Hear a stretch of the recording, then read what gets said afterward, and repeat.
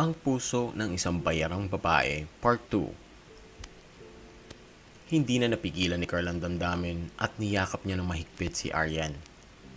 Nilukob na siya ng panlalambot. Tahan na. Nandito lang kami para sa'yo. Sino ba naman kami para husgahan ka, diba? Alam ko namang ginagawa mo ito para sa nobyo mo at humahanga ako dun. Tumayo ka na riyan. Wala ka nang dapat ikahiya. Malambing ang tono ng binata at napakasinsero ng tinig nito. Taliwas sa kagaspangan ng ugali na pinakita niya noong primero. Pinakiramdaman ni Aryan ang sarili. Kahit papaano ay nabunutan siya ng kaunting tinik sa dibdib sa narinig. May ibang tao palang nakakaunawa sa kanya at ito pang antipatikong lalaki ang nagsabi noon. Agad na inakay ni Carl ang babae at lumipat sila sa isang coffee shop upang makapag-ayos ng sarili ang dalaga. Habang pinupunasan ng mga luha sa loob ng CR ay may kung anong kilig na nadama si Aryan. Naamoy kasi niya ang halimuyak ng pabango ni Carl sa suot niyang jacket. Napapikit siya habang sinisimsim ang mga amoy noon. Para bang may lumilipad namang paru-paro sa kanya sikmura. Bigla na lamang siyang nakonsensya nang maalala si Lance. Agad siyang lumabas ng palikuran. Pasensya na kayo, pati kayo'y nadamay pa. Lalo ka na, Carl. Napilitan ka patuloy magsinungaling at pagtakpan ako. Halika na po, Manang Rosie, at baka naiinip na ang anak mo. Wala rin kasing kasama si Lance doon eh. Wika ng dalaga. Ayaw man itong magpahatid sa magkapatid ay sadyang mapilit ang binata. Sinasadya pa ni Athena na umupo sa likuran ng sasakyan upang sa tabi ng kanyang kuya maupo si Aryan. May kakaibang kuryenteng dumadaloy sa dibdib ni Aryan tuwing hindi sinasadyang magtama ang kanilang balat. Gusto niyang batukan ng sarili. Naturingan siyang may nobyo ngunit tila iba ang nararamdaman niya sa binatang katabi. Sis, alam mo kagabi ko pa ito naiisip ah. Kaya ka naman tulungan ni kuya sa pagpapagamot mo kay Lance. Kuya, hindi ba't kailangan mo ng HR sa inuumpisahan mong negosyo? Bakit hindi na lang si Aryan ang kunin mo? May background naman siya sa law at nakatapos din siya ng legal management. Ika ni Athena. Ano ka ba sis? Wag na. Hindi nyo naman ako obligasyon magkapatid. Marami na rin kayong problema, pati ako isipin nyo pa. Hindi ka pa nga okay sa parents nyo eh. Huwag nyo na akong dagdag sa problema nyo. De, tama naman si Athena. Sa tingin mo ba'y matutuwa yung nobyo mo kapag nalaman niyang ang trabahong napili mo, ganyan? Sad nito. Bilisan nyo magmaneho. Ngayon ko lang napansin na kanina pa pala tawag ng tawag ang anak ko si Majoy. Hindi maganda ang kutubkot kaya bilisan nyo na. Natatarantang saad ni Manang Rosie. Agad namang kinapa ni Aryan ng kanyang bulsa at hinahanap ang cellphone niya. Ngunit naalala niyang naiwan niya itong nakacharge sa kanilang bahay. Kumakabog ang dibdib ng dalaga habang halos mabangga-bangga naman sila sa pagmamadali. Ate Aryan, kanina pa po namimilipit sa sakit si Kuya Lance. Kanina pa ako tawag ng tawag sa inyo. Huwag ngayon, Lance. Huwag ngayon. Wika ni Aryan habang tumatakbo papasok sa kanilang inuupahang bahay. Tulong! Tili niya. Agad kumaripas ng saklolo si Carl. Napakababa na ng oxygen level ni Lance kaya't nagpresenta na ang binata na isugod na ito sa ospital. Halo-halong emosyon na ang nararamdaman ni Aryan. Hindi niya na alam kung saan kukuha ng pera at higit sa lahat ay hindi pa siya handang mamaalam sa nobyo. Ma'am, stable naman po ang condition niya ngayon. Bumalik na sa normal ang level ng oxygen niya. Mabuti at dinala niyo siya agad dito.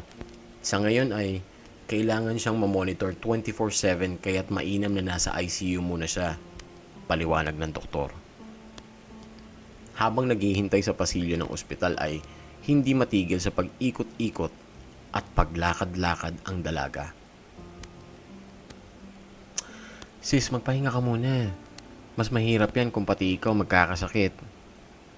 Saka mo nabantayan si Lance kapag nakalabas na siya ng ICU, ani ni Athena. Huwag mo na munang alalahanin ng hospital bills. Marami akong pwedeng lapitang ahensya na makakatulong mapababa ito at saka natin gagawa ng paraan ng balanse. Inabot ng binata ang susi ng sasakyan kay Athena at binilinan na patulogin muna doon si Aryan. Nakalabas man si Lance ng ICU, ngunit 3 buwan na ang lumipas at wala man lang progreso sa kondisyon nito. Pabalik-balik na lamang sila ng ospital. Nakakuha naman sila ng tulong sa mga kaibigan at koneksyon ni Carl, ngunit paubos na rin ang nalikom nilang pera. Maski malaki ang pinapasahod sa kanya ni Carl ay hindi pa rin sumasapat iyon.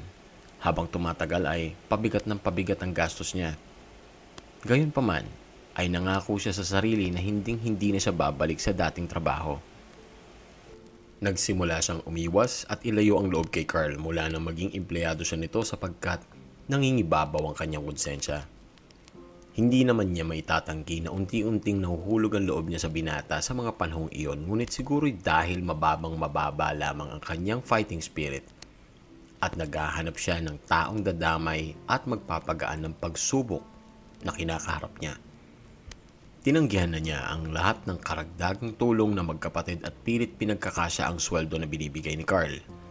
Kahit papaano na may maganda rin ang nangyayari sa paligid ni Aryan. Gaya na lamang ng pagkakaayos ni Athena at ng kanyang mommy at daddy. Sa wakas ay tumigil na rin ang mga ito sa pakikialam sa love life ng kanilang mga anak. Minsan nga'y tinatamaan ng pagkaingit si Aryan at napapaisip siya. Paano kaya kung buhay pa ang kanyang mga magulang? Siguro ay hindi niya na kinailangan pa magbenta ng aliw. Isang araw habang pinupunasan niya ang mga paa ng nobyo ay nagulat siya sa inakto nito. Napakahigpit ng kapit nito sa kanyang kamay. Aryan, unang-una sa lahat gusto kong magpasalamat sa iyo. Sa lahat ng sakripisyo na ginagawa mo para sa akin. Alam kong marami kang choice. Pero pinipili mo na samahan ako sa laban ko. Gusto kong malaman mo na pinapanalangin kita araw-araw. Pinagpapasalamat ko sa Diyos ang buhay mo. Siya na ang bahalang gumanti sa iyo.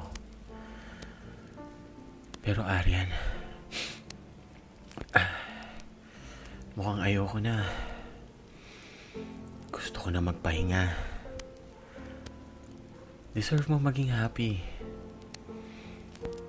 Deserve mo yun. Kahit hindi na ako. Halos wala na siyang marinig sa tinig nito. Pagkos ay halos binabasa na lamang niya ang bawat galaw ng bibig ng nobyo. Magdamag niyang hindi iniwanan sa tabi si Lance. Magang-maga ang mga mata ng dalaga sa kakaiyak. Sinusulit ang bawat pagkakataon na iyon.